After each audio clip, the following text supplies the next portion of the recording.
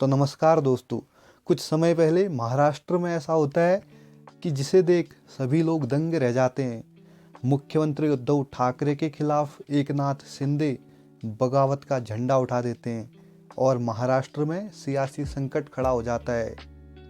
कुछ ही दिनों में एकनाथ शिंदे अपने साथ 45 विधायकों को जोड़कर मुख्यमंत्री उद्धव ठाकरे की कुर्सी हिला देते हैं और सत्ता से बेदखल करने की पटकथा भी लिख देते हैं। तो महाराष्ट्र की पॉलिटिक्स में पहली बार ठाकरे फैमिली के सामने चुनौती बनकर खड़े हुए मंत्री एकनाथ शिंदे शिवसेना के संस्थापक बाला साहब ठाकरे के साथ साथ आनंद दिघे का नाम भी लेते हैं। तो ऐसे में आप लोगों के मन में भी सवाल उठ रहे होंगे कि महाराष्ट्र की पॉलिटिक्स में आनंद दिघे कौन थे, जिनके विचारों की दुहाई और उनके बताए राजनीतिक मार्ग पर चलने की बात शिंदे करते हैं।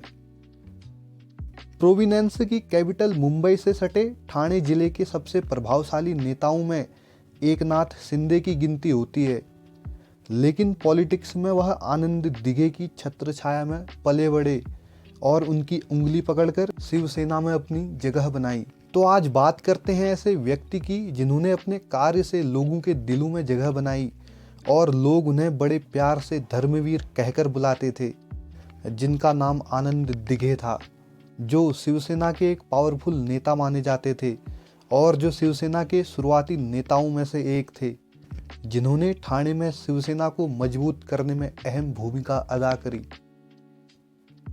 तो बात है 27 जनवरी 1951 की। ठाणे के टेम्बी नाका में आनंद दिघे का जन्म होता है और इनके जन्म के समय शिवसेना सुर्खियों में आ रही थी। शिवसेना महाराष्ट्र, खासकर मुंबई और ठाणे में मराठी लोगों के अधिकार के लिए लड़ाई लड़ रही थी।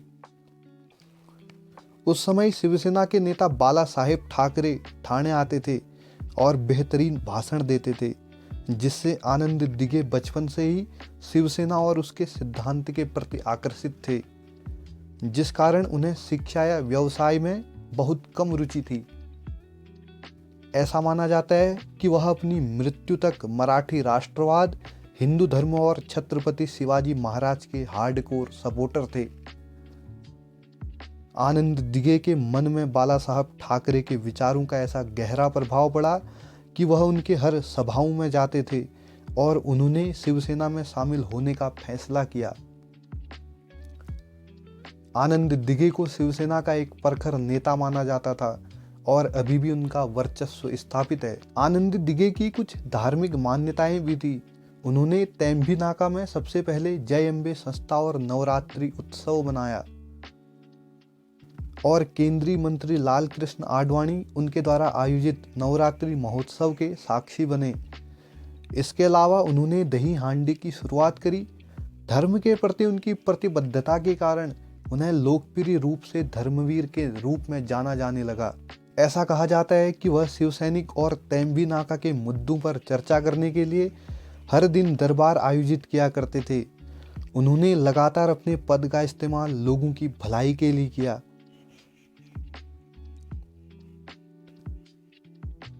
उनकी वर्किंग स्टाइल समस्याओं का मौके पर ही समाधान कर लोगों को खुश करना था। लोगों की समस्याओं को हल करने के तरीके के कारण वह ठाणे में प्रसिद्ध हो गए।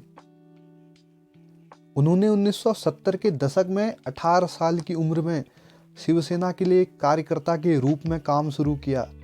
वे अपने मोहल्ले के सेना भवन में जाकर जन कल्याण के कार्य किया करते थे, जिससे उन पर शिवसेना के नेताओं का ध्यान आकर्षित होने लगा, जिस कारण वह ठाकरे खानदान में प्रसिद्ध होने लगे और उन्हें सब तालुका चीफ, फिर उप जिला प्रमुख और अंत में जिला प्रमुख के रूप में प्रमोट किया गया। यह भी एक दिलचस्प बात है कि जिला प्रमुख के रूप में उनकी नियुक्ति के बाद उनकी मृत्यु तक किसी ने भी उन्हें पद से हटाने का साहस नहीं किया। वह 2 दशक से अधिक समय तक जिला प्रमुख रहे। 1990 के दशक के अंत में महाराष्ट्र के सभी हिस्सों में उनकी लोकप्रियता बढ़ने लगी। उस समय उनके गुरु ठानीबाल ठाकरे हुआ करते थे। उनके समर्थकों ने उन्हें ठाणे जिले के शिवसेना का प्रमुख भी कहा। कुछ समय बाद आनंद दिघे का वर्चस्व इतना पावरफुल हो गया कि उसने ठाणे लोकसभा क्षेत्र को भाजपा से छीन लिया। वे बाला साहेब के बाद शिवसेना में दूसरे सबसे शक्तिशाली व्यक्ति साबित हुए। हालांकि उन्होंने कोई आधिकारिक पद संभाला नहीं। उनके इस व्यक्तित्व ने सबका ध्यान खींचा और कई लोग उन्हें अगले राष्ट्रीय शिवसेना प्रमुख के रूप में बाला साहेब के उत्तराधिकारी के रूप में बुलाने लगे। ऐसा कहा जाता है कि बाला साहब ठाकरे और आनंद दिघे के बीच बाप बेटे जैसा रिश्ता था। दोनों की उम्र में करीब 23 साल का अंतर था। जिस तरह बाला साहब ने ठाणे में शिवसेना की नींव रखी, उसी तरह आनंद दिघे ने धर्म का प्रचार प्रसार कर इसकी जड़ें मजबूत करी।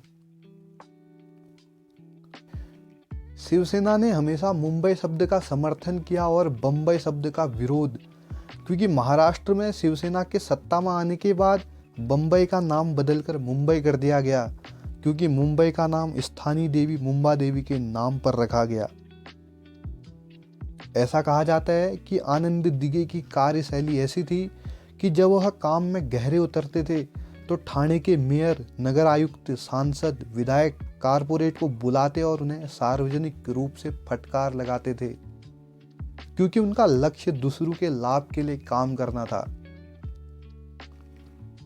दृश्य कुछ ऐसे हुआ करते थे जैसा हम फिल्मों में देखते हैं, वह ठाणे में रियलिटी में हुआ करते थे। जिस समय आनंद दिघे पर एक विवाद लगा कि उन पर शिवसेना के कारपोरेट कार्यकारी की हत्या का आरोप लगा, तो तब उन्हें जेल जाना पड़ा और पूरे ठाणे जिले को 3 दिन के लिए बंद करना पड़ा, जब तक कि आनंद दिघे ने खुद ठाणे को फिर से खोलने के लिए नहीं कहा। जेल में रहते हुए उनके समर्थक उन्हें खून से पत्र लिखा करते थे, जो सोच से भी परे था। लेकिन 24 अगस्त 2001 को आनंद चिंतामणि दिघे की कार दुर्घटना हो जाती है और उन्हें अस्पताल ले जाया जाता है। लेकिन कुछ समय बाद हॉस्पिटल मैनेजमेंट बताता है कि उन्हें दिल का दौरा पड़ा और उनकी मृत्यु हो गई, जिस कारण उनके फॉलोअर्स में उदासी छा गई और कुछ फॉलोअर्स का मानना था कि मेडिकल लापरवाही के कारण उनकी मृत्यु हो गई और परिणाम स्वरूप उनके फॉलोअर्स ने ठाणे में सुनीता देवी सिंघानिया हॉस्पिटल को बर्न कर दिया। और कुछ कहते हैं कि उनकी पॉपुलैरिटी के कारण उनको मार डाला गया। लेकिन आनंद दिघे से संबंधित कई कॉन्स्पिरेसी थ्योरी हैं और उनकी मौत एक रहस्य बनकर रह गई।